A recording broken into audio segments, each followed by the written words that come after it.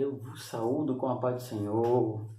Hoje é dia 31 de maio de 2020 e vamos ministrar a nona aula que tem como título Os Gibeonitas enganam Josué.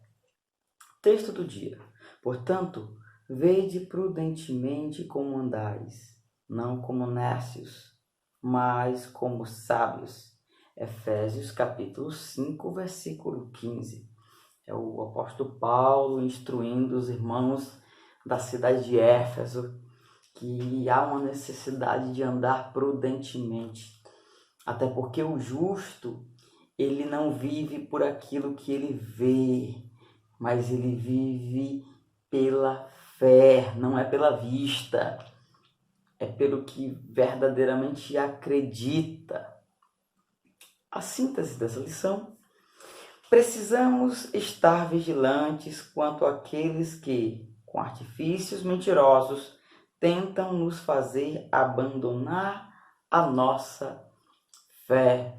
Nós precisamos ter um cuidado todo especial com aqueles que se aproximam de nós e até mesmo daqueles dos quais nós nos achegamos a Ele, para que tais pessoas não venham nos tirar da nossa jornada celestial em direção às mansões celestiais. Os objetivos dessa lição é conhecer os inimigos que se uniram contra o povo de Deus, explicar a astúcia dos gibeonitas, expor como o juízo e a misericórdia de Deus atuaram no episódio dos gibeonitas. O texto bíblico está em Josué, capítulo 9, do versículo 1 ao 6, e os versículos 15 e 16. A palavra de Deus nos diz assim: E sucedeu que, ouvindo isso, todos os reis que estavam daquém do Jordão, nas montanhas e nas campinas, e em toda a costa do grande mar, em frente do Líbano, os heteus e os amorreus, e os cananeus, e os ferezeus, e os heveus, e os jebuseus, se ajuntaram eles de comum acordo, para pelejar contra Josué e contra Israel. E os moradores de Gibeão, ouvindo o que Josué fizera com Jericó e com Ai, usaram também de astúcia, e foram e se fingiram embaixadores, e tomaram sacos velhos sobre os seus jumentos, e odres de vinho velho, e rotos e remendados, e nos pés sapatos velhos e remendados, e vestes velhas sobre si. E todo o pão que trazia para o caminho era seco e bolorento. E vieram a Josué ao arraial, a Gilgal, e lhe disseram a ele e os homens de Israel: Vimos de uma terra distante. Fazei, pois, agora concerto conosco. E Josué fez paz com eles e fez um concerto com eles, que lhes daria a vida. E os príncipes da congregação lhe prestaram juramento. E sucedeu que, ao fim de 3 dias, depois de fazerem concerto com eles, ouviram que eram seus vizinhos e que moravam no meio deles. A introdução desta maravilhosa lição. As notícias a respeito da vitória sobre Jericó e Ai se espalharam rapidamente por todas as cidades reino-vizinhas, motivo pelo qual os gibeonitas ficaram bastante preocupados. Sabiam que seriam os próximos a serem atacados pelo exército israelita. O medo fez com que os gibeonitas desenvolvessem um plano ardiloso contra o povo de Deus. Eles se disfarçaram de embaixadores advindos de um país distante. De modo astuto, convenceram Josué das vantagens de se fazer uma aliança com eles. Josué não consultou ao Senhor antes de fazer uma aliança com os gibeonitas, e 3 dias depois descobriu que havia sido enganado. pois os supostos embaixadores eram, na verdade, integrantes de um povo inimigo e vizinho que estava em rota de colisão com o povo de Deus. As notícias haviam chegado em todos aqueles reinos, em todas aquelas cidades. E o interessante é que a todos aqueles reis, eles ouviram acerca das vitórias que Deus havia concedido ao seu povo. E nós podemos perceber dois tipos de reações que o povo tiveram. A grande maioria dos reis, eles se indignaram, se uniram uns com os outros. E nós iremos perceber que a atitude destes reis, ao se unirem com outros reis de outras cidades, foi de vir pelejar contra a vida do povo de Deus. Ao contrário destes outros reis, que a palavra de Deus nos fala, desses reis que estavam nas montanhas, nas campinas e até em todo o litoral do Mediterrâneo, os gibeonitas foram diferentes. Eles, quando ouviram, eles resolveram planejar algo e vir em direção ao povo de Israel, e ir em direção ao povo de Israel para fazer com eles uma aliança. E aqui na introdução, eu aprendo algo especial na palavra de Deus. É que as pessoas ouvirão o que Deus está fazendo na tua vida. E é óbvio que as pessoas terão reações diferentes. Uns, ao ouvirem o que Deus está fazendo, eles se levantarão contra você. Eles se oporão. Se levantarão para querer te intimidar, te parar. Mas, por outro lado, outros que ouvirem o que Deus está fazendo ao teu respeito, eles vão querer se aproximar de você, ter paz com você, porque eles entendem que Deus está no meio do seu povo. O primeiro tópico desta lição é: os inimigos se unem contra Israel. Aí os 3 tópicos desta primeira lição: a inveja dos inimigos, os inimigos são numerosos, e em terceiro lugar, o mal atua em várias frentes. A inveja dos inimigos. O capítulo 9 no livro de Josué tem um início com as notícias das vitórias dos hebreus. Vamos ler para nós entendermos melhor? Ora, ao ouvirem tais coisas, todos os reis que estavam daquém do Jordão, das montanhas, nas campinas e em toda a costa do grande mar, defronte do Líbano, os heteus, os amorreus, os cananeus, os ferezeus, os heveus e os jebuseus, ajuntaram-se de comum acordo para pelejarem contra Josué e contra Israel. Eu não sei se vocês se lembram, mas nas lições anteriores, o que o texto diz é que quando estes mesmos reis ouviram o que Deus estava fazendo no meio do seu povo, os seus corações estavam tanto que desmaiados, se derretendo, tristes, com medo por aquilo que Deus estava fazendo por intermédio do povo de Israel. Tantas cidades haviam sido destruídas, tantos milagres. Eles haviam atravessado o Jordão de uma forma miraculosa. E quando estes reis ouviram o que Deus estava fazendo, eles começaram a desmanhar no seu coração, a se entristecer. Mas de repente, quando nós chegamos no capítulo 9, parece que a história muda. O cenário foi mudado. Algo mudou a mentalidade daqueles reis. Vale salientar que naquela época, aqueles reis, eles lutavam um contra os outros.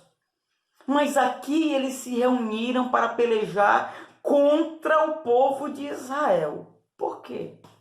Antes estavam com medo, antes estavam com pavor, Mas agora parece que eles criaram assim um tipo de gás, uma força. Sabe por quê, irmãos? Se a gente parar para analisar, aqueles reis perceberam quando a cidade de Ai, na primeira peleja de Israel contra a cidade de Ai, e Ai colocou o povo, o exército de Israel para correr. Na realidade, Ai saiu vitoriosa a princípio. Então aqueles reis, eles perceberam que havia uma possibilidade de Israel ser destruída. Eles viram uma brecha em que havia uma chance, uma esperança do povo de Israel ser destruído. E o que mudou a mentalidade daqueles reis em relação a Israel? Você pode pensar comigo o que mudou? Ora, está óbvio.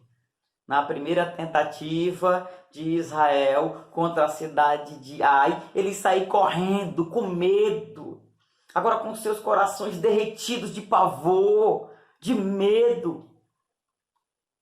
Então aqueles reis, ora, se Ai sozinha quase botou para correr Israel, quanto mais se nós nos unirmos.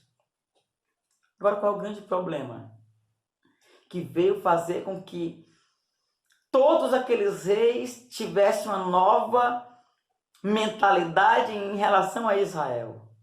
O pecado de um homem, que foi a lição passada, chamado Acã, diante de tamanha humilhação, vergonha, derrota, fez com que aqueles reis ímpios se unissem para querer destruir o povo de Deus.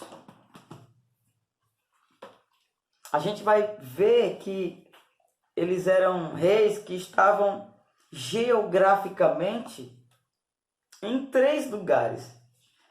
É basicamente a divisão geográfica da Palestina na época. A parte das montanhas, que eram as montanhas centrais, as campinas, que estão se referindo às planícies, que vai desde a Filístia até as montanhas do centro, era um lugar rochoso, e também a outra parte era todo o litoral mediterrâneo. Naquela época não havia telefone, não havia WhatsApp, mas de repente os reis se pegaram os seus mensageiros e começaram a enviar cartas para que eles pudessem se unir, porque havia uma possibilidade de destruir o povo de Deus. Eles se organizaram. O que nós podemos aprender com tudo isso? O povo de Deus está marchando para vencer. Agora, meu querido, deixa eu te falar. A fúria do inimigo é muito grande. O inimigo, ele vai fazer de tudo para querer destruir a minha e a tua vida. Ele sabe que Deus já nos concedeu muitas e muitas vitórias. Aí eles se unem. Segundo tópico, os inimigos são numerosos, se juntam, ficam fortes. E além deles ficarem fortes, nessa coligação deles, a gente vai ver vários reinos, várias cidades se unindo. Isso fala de uma coligação do mal para querer destruir o povo de Deus. E o que significa isso hoje para as nossas vidas? O que é que quer fazer o rapaz parar, a jovem parar, o obreiro parar, aquela que adora no altar? A gente vai ver que vários segmentos da sociedade estão se unindo para querer parar a cada um de nós. A gente vê a maldade na moda, na cultura do nosso país. Por que não dizer, a gente vê a própria política, os meios de comunicação, as redes sociais. É uma a mídia, é um complô em vários segmentos. A educação está de cabeça para baixo. são uma verdadeira inversão de valores. São os vários segmentos que o inimigo tem unido para querer nos atacar, nos parar. Mas deixa eu te dizer, quem está comigo, quem está com você é muito maior. É aquele que nos garante a vitória. É por isso que nós precisamos mantermos a intimidade e comunhão com Ele, para vencermos o mal. Olha o que diz aqui no Salmo 2. Porque conspiraram as nações e os povos imaginam coisas vãs. Os reis da terra se levantam e os príncipes se reúnem contra o Senhor e contra o seu ungido. O que acontece? As nações se levantam para querer impedir o povo de Deus de parar, mas não irão conseguir, porque Deus é conosco. Então, se em primeiro lugar aqueles reis queriam destruir a vida de Israel, a gente vai ver agora no segundo ponto a astúcia dos gibeonitas. As aparências enganam. O segundo tópico, a armadilha é descoberta. E o terceiro tópico, a manutenção da aliança. O que aconteceu? Os gibeonitas fizeram uma encenação a fim de seduzir o povo de Deus. Eles vieram completamente disfarçados de embaixadores, dizendo que habitavam em terras longínquas, em terras distantes. Meus amados irmãos, eles fizeram de tudo para enganar o povo de Deus. Olha o que diz o livro de Deuteronômio, capítulo 20. Deuteronômio, capítulo 20. Aqui a partir do versículo 10. Olha o que diz a palavra, para nós entendermos melhor. Ao marchar contra alguma cidade para combatê-la, propor-lhe-ás a paz. Se a sua resposta é de paz e te abrir as portas, todo Israel será sujeito a trabalhos forçados e te servirás. Se ela recusar a paz e preferir a guerra, então a sitiarás. Quando o Senhor teu Deus entregar nas tuas mãos, passarás todos os homens ao fio da espada. Quanto às mulheres, as crianças, os animais e tudo o que houver na cidade, todo o seu despojo tomarás para ti, e comerás o despojo dos teus inimigos, que o Senhor teu Deus te dá. Assim farás a todas as cidades mais afastadas, que não pertencerem às cidades deste povo. O que Deus está dizendo no seu texto, nesse texto? Se é um povo que habita em uma terra distante, então é possível que haja paz entre você, Israel, e eles. Porém, olha o que diz Deuteronômio no capítulo 7. Quando o Senhor teu Deus te houver introduzido na terra ao qual passar e tiver lançado de diante de ti muitas nações, os heteus, os gigazeus, os amorreus, os cananeus, os ferezeus, os heveus, os jebuseus, 7 nações mais numerosas e mais poderosas do que tu. Quando o Senhor teu Deus as tiver dado diante de ti, totalmente as destruirás, não farás aliança com elas, nem terás piedade delas. Não poderia haver aliança entre o povo de Israel, e no contexto geral, esse povo é chamado de cananeus, e nenhum tipo de cananeus. Mas os gibeonitas, eles se disfarçam, eles mentem, eles enganam, eles se aproximam do povo de Israel, se aproximam dos príncipes, se aproximam de Josué para querer fazer com que Josué acreditasse que eles faziam parte de um povo distante, e sendo assim, havia a possibilidade, de acordo com Deuteronômio, capítulo 20, de Israel ter paz com eles.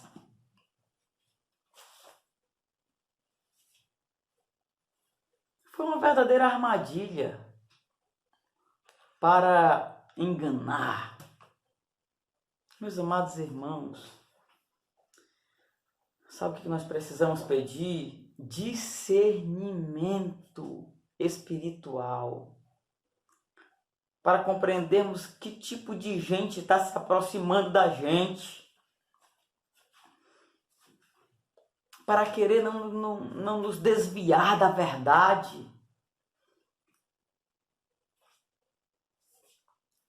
Três dias depois, os israelitas descobriram que os pretensos embaixadores de uma terra longínqua eram, na verdade, inimigos, vizinhos. Estavam ali bem próximos, em torno de uns 16 quilômetros, aproximadamente, entre 13 e 16 quilômetros. Eles estavam ali vizinhos. Eles mentiram, eles enganaram. Agora, qual foi o grande problema de Josué? Não consultou ao Senhor. Quantas vezes eu e você queremos fazer aliança com gente dos quais nós não consultamos ao Senhor, não pedimos a Ele discernimento para saber se é de Deus, se não é. Agora, a aliança já estava feita, capítulo 9, versículo 15. Assim Josué fez uma aliança de paz com eles, prometendo poupar-lhe a vida, e os oficiais da congregação prestaram juramento. Agora não tinha mais jeito, porque eles haviam feito uma aliança, um acordo, um pacto diante do Senhor. Só restava agora a manutenção desta aliança.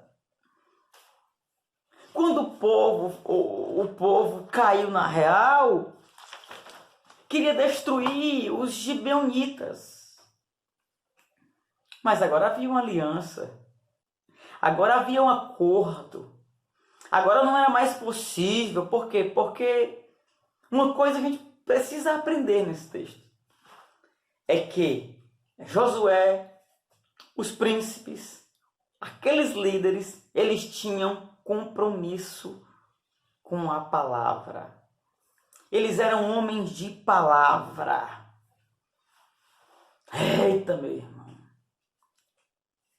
É uma característica muito difícil desses últimos dias.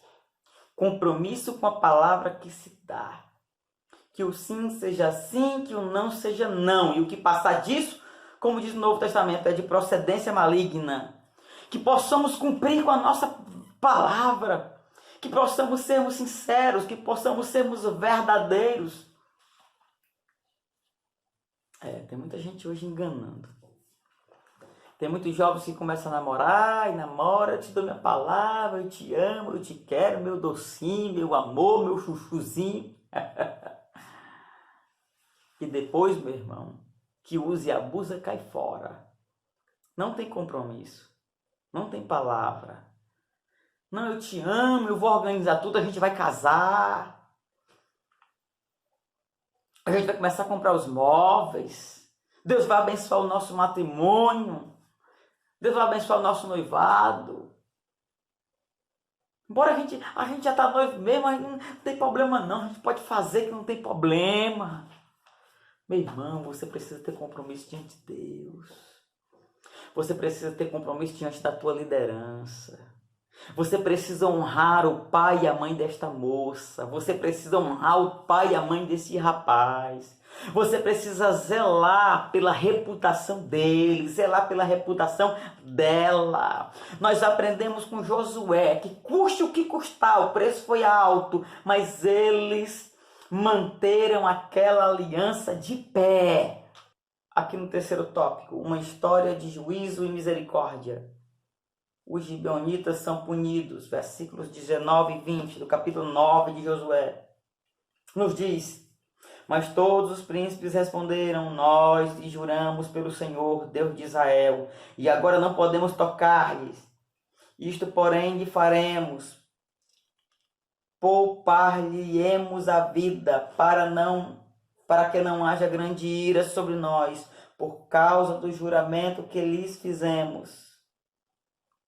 Palavra.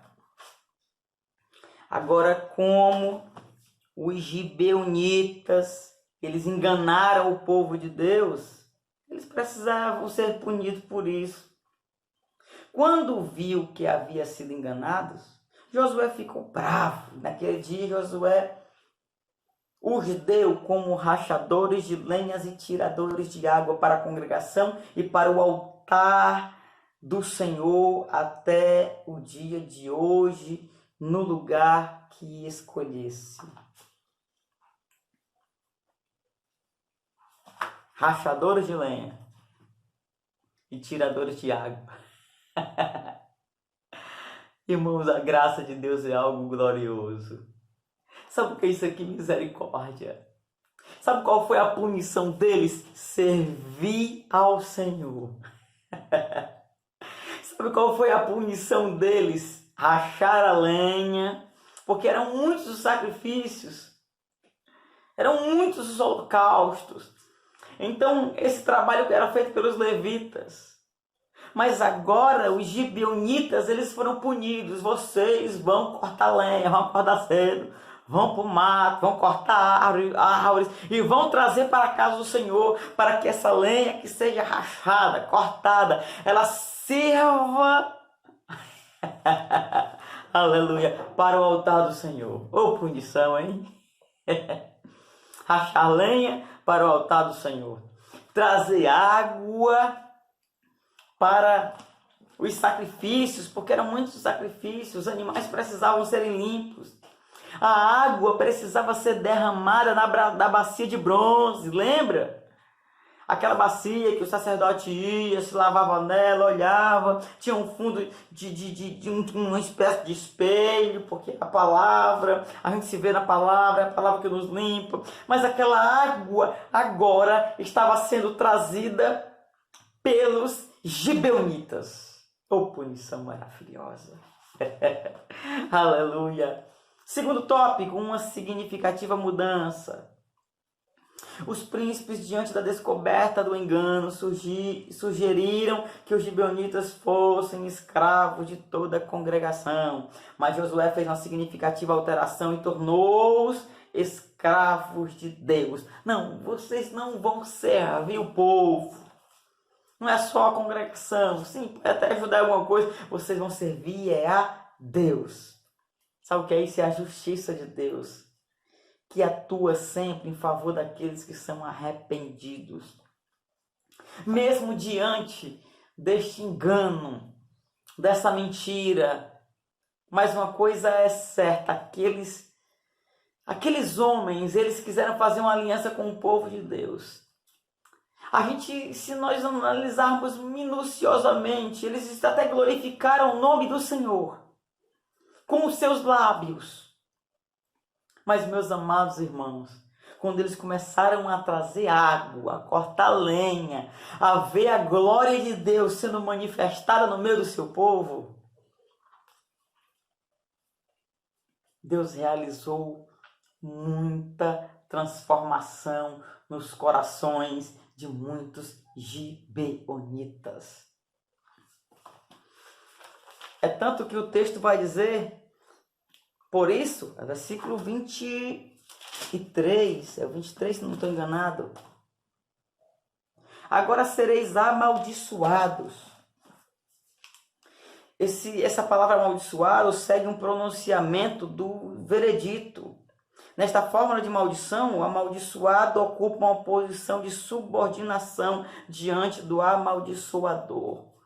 O que significa isso? Essa palavra amaldiçoado neste contexto é que a partir de agora, quem estava em uma posição de destaque, agora iria se tornar alguém que serviria, estava no lugar de servo. É o terceiro tópico, bênção no lugar de maldição. Talvez a postura humilde dos gibeonitas tocou o coração do Eterno, sendo destacados para o serviço perpétuo na casa de Deus. O Senhor os abençoou, e eles se tornaram participantes de alguns direitos usufruídos da casa de Levi.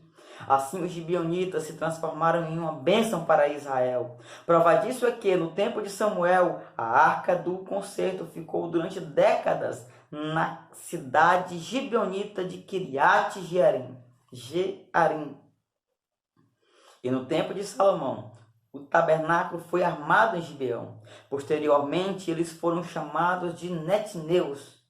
ou servos do templo, ou netins, auxiliando os levitas, e estavam entre os primeiros exilados que voltaram da Babilônia sob a liderança de Zorobabel. Apesar de não serem descendentes de Abraão, puderam ajudar na reconstrução dos muros de Jerusalém. Aprendemos com tal episódio que a misericórdia divina triunfa sobre o juízo. E a conclusão dessa maravilhosa lição é: a história dos gibeonitas nos ensina importantes lições.